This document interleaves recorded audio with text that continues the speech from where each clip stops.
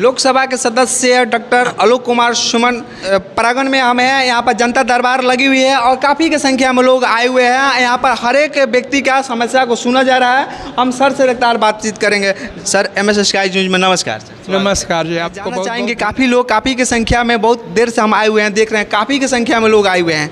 सभी को हर एक कोई आर्थिक मदद के लिए आया है तो कोई अन्य काम के लिए आया है। उन लोगों के लिए सर किस रूप से मदद कर रहे हैं?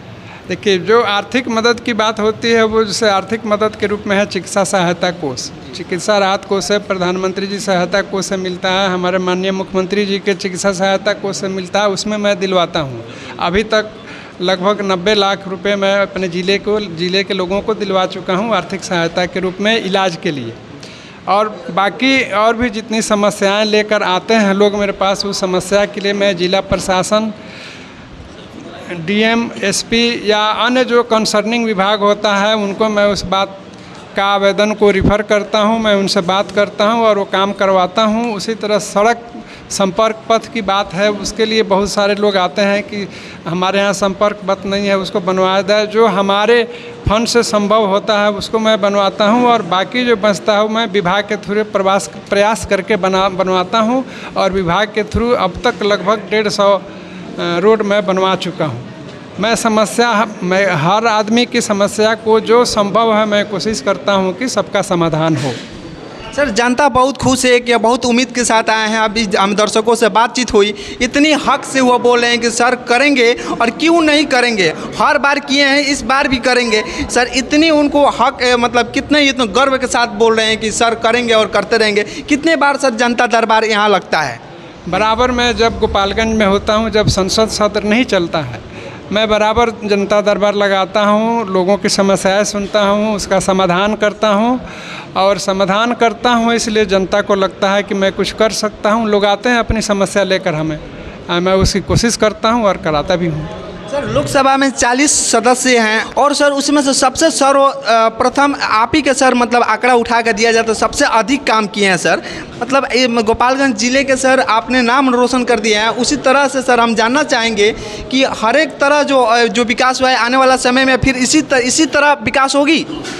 मैं तो रात दिन केवल विकास के लिए ही लगा हुआ हूँ कि गोपालगंज हमारा विकास हो और सब जिलों से बाकी आगे बढ़े और आगे बढ़ भी रहा है क्रमशः। आप देखेंगे तुलनात्मक दृष्टि से और सब जिलों की बात देखेंगे तो आपको फ़र्क नज़र आएगा कि गोपालगंज पहले 4 साल पहले 2019 के पहले गोपालगंज कैसा था और आज गोपालगंज ज़िला कैसा दिख रहा है, ये आप खुद महसूस करेंगे। और रही बात कि पूरे बिहार के सांसदों का सवाल जिसमें कहते हैं परफॉर्मेंस ऑफ MP, उस परफॉर्मेंस ऑफ MP में मेरा आप पार्लियामेंट के साइड से देख लेंगे, मेरा 40 MP में पहला स्थान है और पूरे भारतवर्ष में मेरा 543 MP में मेरा 69 पोजीशन है। मैं लगा हूँ रात दिन अपने तन मन से कि हाँ कुछ करूँ और जनता के लिए कुछ करूँ, गोपालगंज के लिए कुछ करूँ, ताकि जनता को भी लगे और हमें भी आत्मसंतुष्टि मिले कि मैं अपना एक पैसा छोड़ के आया हूँ। वो भी सेवा भावना से मैं करता था। डॉक्टरी का काम तो केवल सेवा है, उसी भावना से मैं यहाँ भी काम कर रहा हूँ। सर, हम ग्राउंड पर उतरते हैं और लोगों से बातचीत करते हैं तो लोगों का ऐसा कहना होता है कि सर तो गरीबों का मसीहा है, कभी भी उनके पास जाएँ तो मिलने के लिए कोई कठिनाई नहीं होती है, आसानी से हम लोग मिल लेते हैं। सर, उन लोग एनी टाइम जिस तरह वर्षों में जिस तरह का मिल पाए उसी तरह एनी टाइम चाहेंगे तो मिल पाएंगे उस तरह? हाँ बिल्कुल, मैं मिलता हूँ। अभी तक 4 साल मिला तो अभी इसके बाद क्यों नहीं मिलूँगा। लगातार मिलते रहूँगा।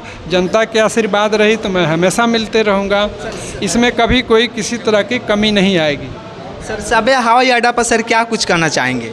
सभा हवाई अड्डा तो आप देख रहे हैं कि धीरे धीरे वो अपने कार्य की तरफ बढ़ रहा है। अभी 4 बैठकें हो चुकी हैं रक्षा मंत्रालय से, जिला प्रशासन से और नागर विमानन मंत्रालय की यहाँ सर्वेक्षण हो चुका है। अभी 17 तारीख को सर्वेक्षण था और मीटिंग था, उसमें मैं भी उसी दिन दिल्ली से आया। मैं बाहर ही वहाँ सर्वेक्षण में गया और सर्वेक्षण हुआ। उसके बाद यहाँ जिला मुख्यालय में जिलाधिकारी के यहाँ मीटिंग हुई और 1 महीने का समय तय किया कि 1 महीने में अतिक्रमण को हटा के उसकी बाउंड्री को, अभी तो बाउंड्री के लिए सरकार के पास पैसा नहीं है, इसलिए मैं उसमें ये कहा हूँ कि मैं अपने MP लाइट से जब आता है उसमें उसके फेंसिंग के लिए मैं दे दूंगा और करा दूंगा, ताकि एक उसका डिमार्केशन हो जाए। फेंसिंग में जैसे पिलरिंग होगा और तार से घेर दिया जाएगा, ताकि वो पूरा ग्राउंड दिखे और एयरलाइंस उसमें आके बोली लगाएं। एयरलाइन जैसे बोली लगाएंगी, भारत सरकार उसमें काम शुरू कर देगी। सर, जो लोग वहाँ के निवासी नहीं है, वहाँ आकर कब्जा किए हुए हैं, उन लोगों के लिए सर कहीं व्यवस्था की जाएगी?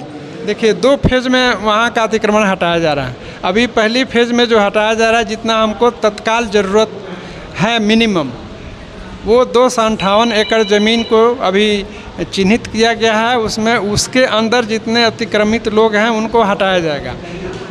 दूसरे फेज़ में उसके बाहर, चूँकि ये ज़मीन तो 517 एकड़ है, सरकारी आंकड़ा में 478 एकड़ है, और मैंने जो सर्च किया था उसमें 517 एकड़ है। तो अगर 473 एकड़ भी अगर मान लिया जाए तो उसमें बहुत सारे लोग घर बनाए हुए हैं, उनको तो वहाँ से हटाया जाएगा। और उसमें कुछ भूमिहीन हैं, भूमिहीन के लिए अलग व्यवस्था की जा रही है, उनको वैकल्पिक व्यवस्था करके ही तब उनको वहाँ से हटाया जाएगा। सर, 2024 तक एयरपोर्ट शुरू हो जाएगी उड़ान? मैं तो उसी प्रयास में लगा हूँ कि हम लोगों के 2024 चुनाव से पहले ही वो उड़ान योजना की शुरुआत हो जाए, मेरा प्रयास है। लेकिन अब जानते हैं कि सरकारी कार्य है, इसलिए इसमें एक प्रक्रिया के तहत होती है, तो उसी के हिसाब से समय लगता है। मैं आपके एक उदाहरण में बताऊं, हम लोगों के दरभंगा एयरपोर्ट जो 2021 में चालू हुआ, वो 2001 में कीर्ति आज़ाद जी ने, जो क्रिकेटर थे, बाद में MP हुए, उन्होंने 2001 में उसमें की तत्कालीन सरकार से उसको मदद, उसके लिए डिमांड की, और वो आकर 2021 में चालू हुआ। 20 साल लग गए एक एयरपोर्ट के चालू होने में।